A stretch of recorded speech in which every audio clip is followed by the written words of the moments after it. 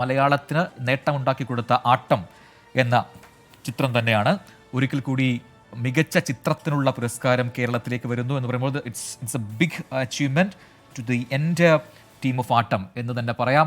ആനന്ദ് ഏകർഷി പറഞ്ഞതും അതേ രീതിയിൽ തന്നെയാണ്. ഇതിൻ്റെ പ്രൊഡ്യൂസർ, ഒപ്പം തന്നെ ഇതിൽ ഓരോ പാർട്ട് വഹിച്ച ഓരോരുത്തർക്കും ഇതിന് അഭിമാനിക്കാം, അവരുടെ നേട്ടമാണ് എന്നുകൂടി പറയുകയാണ് അതിൻ്റെ രചനയും സംവിധാനം നിർവഹിച്ച ആനന്ദ് ഏകർഷി. അപ്പോൾ ആട്ടം എന്ന ചിത്രം അത് 3 പുരസ്കാരങ്ങളാണ് കേരളത്തിലേക്ക് കൊണ്ടുവരുന്നത്, മലയാളത്തിലേക്ക് കൊണ്ടുവരുന്നത് എന്നത് ശ്രദ്ധേയമാണ്. ഇനി ഇന്നത്തെ അവാർഡ് പ്രഖ്യാപന സമയത്ത് ആദ്യം സൂചിപ്പിച്ച ചില കാര്യങ്ങളിലേക്ക് കൂടി വളരെ പെട്ടെന്ന് തന്നെ പോവാം. അതിൽ എടുത്തു പറയേണ്ട കാര്യമാണ്, ഇത്തവണ പ്രധാനപ്പെട്ട ചിത്രങ്ങൾ പലതും മത്സരിക്കാനുണ്ടായിരുന്നു എന്ന കാര്യം ജൂറി അംഗങ്ങൾ നേരത്തെ സൂചിപ്പിച്ചു. അതിൽ ഫീച്ചർ വിഭാഗത്തിൽ പ്രത്യേക പരാമർശം 2 പേർക്കാണ് നൽകിയത്. മനോജ് വാജ്പേയിയുടെ പെർഫോമൻസ്, ഗുൽമോഹർ എന്ന സിനിമയിലെ പെർഫോമൻസിന് പ്രത്യേക പരാമർശമുണ്ട്. ഒപ്പം തന്നെ കാഥികൻ എന്ന സിനിമയിലെ സംഗീതമൊരുക്കിയ സഞ്ജയ് സലീൽ ചൗധരിക്ക് പ്രത്യേക പരാമർശമുണ്ട് എന്ന കാര്യം പറഞ്ഞുകൊണ്ടാണ് ഈ ഫീച്ചർ ഫിലിം വിഭാഗത്തിലെ പ്രഖ്യാപനങ്ങൾ, അവാർഡ് പ്രഖ്യാപനം തുടങ്ങിയത് തന്നെ.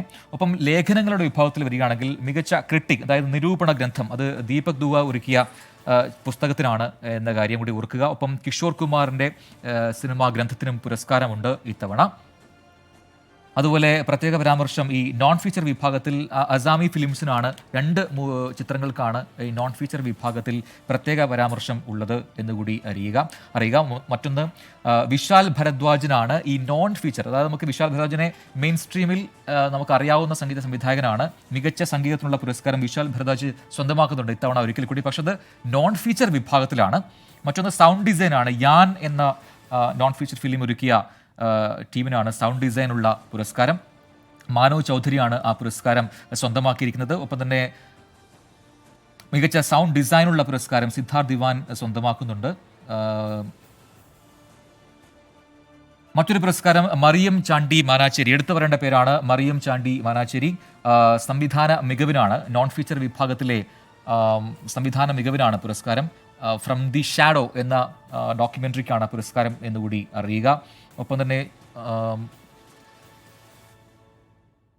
ആനിമേഷൻ വിഭാഗത്തിലെ പുരസ്കാരം സ്വന്തമാക്കിയത് കോക്കനട്ട് ട്രീ ഒരുക്കിയ ജോസ് ബെനഡിക്റ്റ് ആണ്. സോഷ്യൽ റെലവൻസ് ഉള്ള നോൺ ഫീച്ചർ ഫിലിം ആയിട്ട് തിരഞ്ഞെടുക്കപ്പെട്ടത് ഗരിയാലാണ്. അതിലൂടെ ആകാംക്ഷയാണ് ആ പുരസ്കാരം സ്വന്തമാക്കുന്നത്. മെർമേഴ്സ് ഓഫ് ജംഗിൾ എന്ന ഡോക്യുമെൻ്ററി, അത് മറ്റ് പുരസ്കാരങ്ങൾ സ്വന്തമാക്കുന്നുണ്ട് ഈ നോൺ ഫീച്ചർ വിഭാഗത്തിൽ. നവാഗത സംവിധായകനുള്ള നോൺ ഫീച്ചർ ഫിലിം വിഭാഗത്തിലെ പുരസ്കാരം മധ്യാന്തര ഒരുക്കിയ ബസ്തി ദിനേശിനാണ്. അങ്ങനെ ആ നോൺ ഫീച്ചർ വിഭാഗത്തിൽ അത്രമാത്രം പുരസ്കാരങ്ങളാണ് പ്രഖ്യാപിച്ചത്. പിന്നീടാണ് ഫീച്ചർ ഫിലിം വിഭാഗത്തിലെ പുരസ്കാരങ്ങൾ പ്രഖ്യാപിച്ചത്. അതിൽ നേരത്തെ പറഞ്ഞതുപോലെ മികച്ച മലയാള ചിത്രം അത് സൗദി വെള്ളക്കയാണ്. തരുൺമൂർത്തി ഒരുക്കിയ ചിത്രമാണ് സൗദി വെള്ളക്ക. ഒപ്പം മികച്ച തെലുങ്ക് ചിത്രം കാർത്തികേയ 2 ആണ്. മികച്ച തമിഴ് ചിത്രം പൊന്നീൻ സെൽവനാണ്. മണിരത്നം ഒരുക്കിയ ചിത്രമാണ് പൊന്നീൻ സെൽവൻ. മലയാളത്തിലടക്കം കേരളത്തിലടക്കം നിറഞ്ഞ തിയേറ്ററുകളിൽ ഓടിയ ഹിറ്റ് ചിത്രമാണ് പൊന്നീൻ സെൽവൻ. മികച്ച കന്നഡ ചിത്രം KGF ചാപ്റ്റർ 2 ആണ്. പ്രശാന്ത് നീരൊരുക്കിയ ചിത്രമാണ് KGF ചാപ്റ്റർ 2. അത് മികച്ച കന്നഡ ചിത്രത്തിനുള്ള ദേശീയ പുരസ്കാരം സ്വന്തമാക്കുന്നു. മികച്ച ഹിന്ദി ചിത്രത്തിനുള്ള പുരസ്കാരം ഗുൽമോഹറാണ്. രാഹുൽ ജി മിത്തേല ഒരുക്കിയ ചിത്രമാണ് ഗുൽമോഹർ. മികച്ച ബംഗാളി സിനിമ കബേരി അൻഡാർധൻ എന്ന ചിത്രമാണ് മികച്ച ബംഗാളി ചിത്രമായി തിരഞ്ഞെടുക്കപ്പെട്ടിരിക്കുന്നത്. മികച്ച ആക്ഷൻ മൂവി അത് ഇത്തവണ KGF ചാപ്റ്റർ 2 കൊണ്ടുപോകുന്നുണ്ട്. അങ്ങനെ ആ ചിത്രത്തിന് 2 പ്രധാനപ്പെട്ട പുരസ്കാരങ്ങൾ ലഭിക്കുന്നുമുണ്ട്. നൃത്താവിഷ്കാരം, തിരുച്ചിത്രമ്പലം എന്ന സിനിമയ്ക്കാണ് മികച്ച നൃത്താവിഷ്കാരത്തിനുള്ള പുരസ്കാരം ലഭിക്കുന്നത്. മികച്ച ലിറിസിസ്റ്റ്, ഗാനരചയിതാവ്, ഫൗജയിലെ ഗാനങ്ങൾ ഒരുക്കിയ നൌഷാദ് സദർ ഖാൻ ഇത്തവണ സ്വന്തമാക്കുന്നുണ്ട്. മികച്ച സംഗീത സംവിധാനം ഗാനങ്ങളുടെ വിഭാഗത്തിലാണെങ്കിൽ അത് പ്രിത്തം സ്വന്തമാക്കുന്നു. ഒരിക്കൽ കൂടി ബ്രഹ്മാസ്ത്ര എന്ന ഹിന്ദി സിനിമയിലെ ഗാനങ്ങൾക്കാണ് പ്രിത്തം അവാർഡ് സ്വന്തമാക്കിയിരിക്കുന്നത്. മികച്ച പശ്ചാത്തല സംഗീതം, ബാക്ക്ഗ്രൗണ്ട് സ്കോറിന് AR റഹ്മാൻ ഒരിക്കൽ കൂടി പുരസ്കാരം സ്വന്തമാക്കുന്നു. പൊന്നീൻ സെൽവനിലെ ബാക്ക്ഗ്രൗണ്ട് സ്കോറിനാണ് AR റഹ്മാൻ ആ അവാർഡ് ലഭിച്ചത്. മികച്ച വസ്ത്രാലങ്കാരം അത് കച്ച് എക്സ്പ്രസ് എന്ന ചിത്രം, ഗുജറാത്തി ചിത്രം ഒരുക്കിയ ടീമിനാണ് മികച്ച വസ്ത്രാലങ്കാരത്തിനുള്ള പുരസ്കാരം ലഭിക്കുന്നത്. ഒപ്പം എഡിറ്റിംഗ്, നേരത്തെ പറഞ്ഞു, എഡിറ്റിംഗ് എന്ന പ്രധാനപ്പെട്ട കാറ്റഗറി മലയാളത്തിലേക്ക് കൊണ്ടുവരുന്നത് മഹേഷ് ഭുവാനന്ദാണ്. ആട്ടം എന്ന സിനിമയുടെ എഡിറ്റിംഗ് നിർവഹിച്ച എഡിറ്ററാണ് മഹേഷ് ഭുവാനന്ദ്. അങ്ങനെ ആട്ടത്തിന് ഒരു പുരസ്കാരം കൂടി ആ രീതിയിൽ ലഭിക്കുന്നു. പിന്നെ സൗണ്ട് ഡിസൈൻ പൊന്നീൻ സെൽവൻ സ്വന്തമാക്കുന്നുണ്ട്. തിരക്കഥ, മികച്ച തിരക്കഥ നേരത്തെ പറഞ്ഞു, അതും ആട്ടത്തിനാണ്. ആനന്ദ് ഏകർഷി ആ പുരസ്കാരം സ്വന്തമാക്കുന്നു. ഛായാഗ്രഹണം, പൊന്നിയിൻ സെൽവനിലെ ഛായാഗ്രഹണം നിർവഹിച്ച രവിവർമ്മനാണ് ആ പുരസ്കാരം സ്വന്തമാക്കിയിരിക്കുന്നത്. ഗായിക നേരത്തെ പറഞ്ഞു, ബോംബെ ജയശ്രീയാണ് മികച്ച ഗായികയായി തെരഞ്ഞെടുക്കപ്പെട്ടതെങ്കിൽ മികച്ച ഗായകൻ അർജിത് സിംഗ് ആണ്. കേസരിയ എന്ന ഗാനം പാടിയ അർജിത് സിംഗിന് മികച്ച ഗായകനുള്ള 70ാം ദേശീയ ചലച്ചിത്ര പുരസ്കാരം ലഭിക്കുന്നു. മികച്ച ബാലതാരം ശ്രീപദാണ്. മലയാളത്തിലേക്ക് ഒരു പുരസ്കാരം കൂടി തരുന്നുണ്ട് ശ്രീപദ് മാളികപ്പുറത്തിലെ പെർഫോമൻസിലൂടെ. ഒപ്പം മികച്ച നടി നിത്യ മേനൻ, മലയാളത്തിലേക്കല്ലെങ്കിലും തമിഴിലേക്കാണെങ്കിൽ കൂടി മലയാളി ആയതിനാൽ നമുക്ക് അഭിമാനിക്കാം. തിരുച്ചിത്രമ്പലം എന്ന തമിഴ് ചിത്രത്തിലൂടെയാണ് നിത്യ മേനൻ മികച്ച നടിക്കുള്ള പുരസ്കാരം ഇത്തവണ സ്വന്തമാക്കിയിരിക്കുന്നത്. ആ പുരസ്കാരം പങ്കിടുകയാണ് നിത്യ മാൻസി പരീഖുമായി.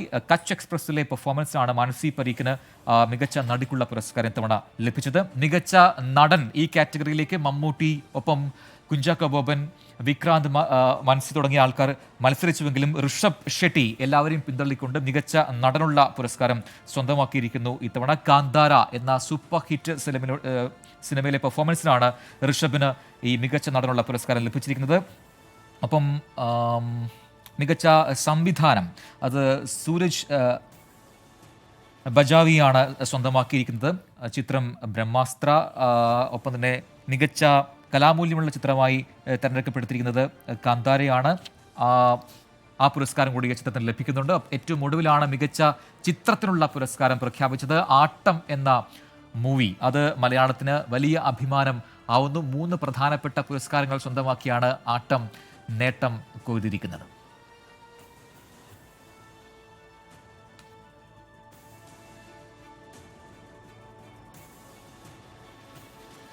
യെസ്, 2 പുരസ്കാര പ്രഖ്യാപനങ്ങൾ കഴിഞ്ഞ മണിക്കൂറുകളിൽ നടന്നു. ഒന്ന് സംസ്ഥാന ചലച്ചിത്ര പുരസ്കാരം, അതിന് പിന്നാലെയാണ് ദേശീയ ചലച്ചിത്ര പുരസ്കാരവും പ്രഖ്യാപിക്കപ്പെട്ടത്. 2022 ചിത്രങ്ങളാണ് ഇത്തവണ 70ാം ദേശീയ ചലച്ചിത്ര പുരസ്കാരത്തിന് പരിഗണിക്കപ്പെട്ടത്. ആ പുരസ്കാരങ്ങളാണ് 2022 പുരസ്കാരങ്ങളാണ് ഇപ്പോൾ പ്രഖ്യാപിച്ചിരിക്കുന്നത്. അതിലാണ് മലയാള സിനിമ നേട്ടമുണ്ടാക്കിയിരിക്കുന്നത്. മികച്ച ചിത്രം, മികച്ച എഡിറ്റിംഗ്, മികച്ച തിരക്കഥ, ഈ 3 പ്രധാനപ്പെട്ട കാറ്റഗറികൾ. ഒപ്പം മികച്ച ബാലതാരം, ഇതെല്ലാം തന്നെ മലയാളത്തിന് സ്വന്തമാണ് ഇത്തവണ. അങ്ങനെ മലയാള തിളക്കം ഒരിക്കൽ കൂടി ദേശീയ ചലച്ചിത്ര രംഗത്ത് ഉണ്ടാവുന്നു എന്നതാണ് ഇത്തവണത്തെ പ്രത്യേകത. അതിൽ എടുത്തു പറയേണ്ടത് ആട്ടം എന്ന ചിത്രം തന്നെയാണ്. ആനന്ദ് ഏകർഷി എന്ന ഒറ്റയാൾ ഒരുക്കിയ ചിത്രം എന്ന രീതിയിൽ അതിലെ ആർട്ടിസ്റ്റുകളെല്ലാം ഒന്നടങ്കം പറയുന്നു. നേരത്തെ നമ്മോട് പ്രതികരിച്ച ആ സിനിമയിലെ മുഖ്യവേഷങ്ങളെ അവതരിപ്പിച്ച വിനയ് ഫോർട്ട്, ഒപ്പം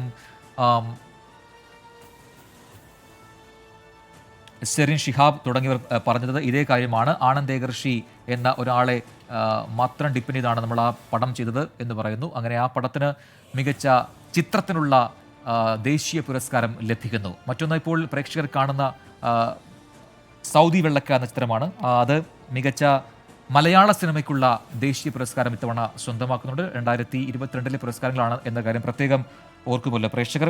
അങ്ങനെ 2022 ഇറങ്ങിയ ഏതാണ്ട് 338ഓളം ചിത്രങ്ങളെ പരിഗണിച്ചാണ് അതിലേറ്റവും മികച്ച ചിത്രമായ ഒരു മലയാള ചിത്രം മാറുന്നത് എന്നത് ഏറ്റവും പ്രധാനപ്പെട്ട വലിയ നേട്ടമായി നമുക്ക് കാണാം. നേരത്തെ ഈ ministry of information and broadcasting മന്ത്രാലയത്തിലെ ജോയിന്റ് സെക്രട്ടറി വൃന്ദ മനോഹർ ദേശായി ആണ് ഈ പുരസ്കാര പ്രഖ്യാപനങ്ങൾ തുടങ്ങി വെച്ചത്. അതിൽ അവർ പറഞ്ഞത് 330-ലധികം ചിത്രങ്ങൾ ഇത്തവണ പരിഗണനയ്ക്ക് വന്നു എന്നുള്ളതാണ്, വിവിധ ഭാഷകളിൽ. അതിൽ തന്നെ ഈ 16 ഈ കാറ്റഗറി ഷെഡ്യൂൾ 18-ൽപ്പെട്ട ചിത്രങ്ങൾ ഉണ്ടായിരുന്നു എന്ന കാര്യം കൂടി വൃന്ദ മനോഹർ ദേശായി പറയുകയായിരുന്നു.